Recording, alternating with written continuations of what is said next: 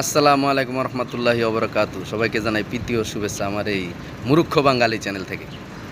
আজকে একটা টপিকে আমি কথা বলতে চাই। জুলাই যে জঙ্গিরা উত্থান ঘটাইছে, এই জঙ্গিকে জন্ম দিছিল গা জামাত, আমেরিকা, পাকিস্তান, তিন বাহিনী মিলা। এখন তোরা এই জুলাই পালন করবি, জুলাইয়ের ফার্স্ট বছর এটা জুলাই পালন করবি। তোকে কি যোগ্যতা নাই জুলাই সম্বন্ধে নিজস্ব একটা গান বানানো?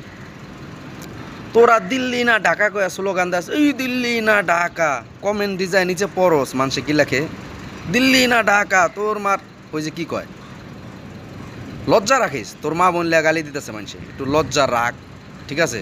আর যদি কস যে তোকে জন্মের ঠিক নাই, তোর মা বোনলে গালি দিলে কোনো সমস্যা নাই, তাহলে দিল্লি না ঢাকা কয়া আবার এই দিল্লিতে তেল আনবি, চাল আনবি, ডাল আনবি, দিল্লিতে কারেন্ট আনবি, ঠিক আছে? চালায় যাবি তোরা। আমরা চাই তোরা দিল্লিতে বন্ধ করে অন্য রাষ্ট্রে তা আইন না, আমরা ওই টাকা দাকি না খাম। কিন্তু এক মুখে দুই কথা কবি না। তোকে মুখ না, তো তোকে ওটা পাশা, ওটা মুখের কাতারা পড়ে না। জামাতি যারা করো, তোরা যারা জামাত করস, তোকে মুখ না, এটা পাশা।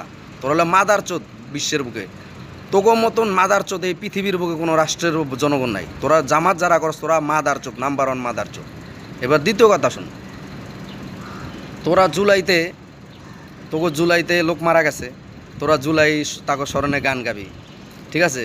তোরা তোকে মন মতো একটা গান বানা, শিল্পীকে টাকা দে, রাইটারকে টাকা দে, তোকে একটা ভালো একটা গান বানায়, থিম বানায় দেও, ঠিক আছে?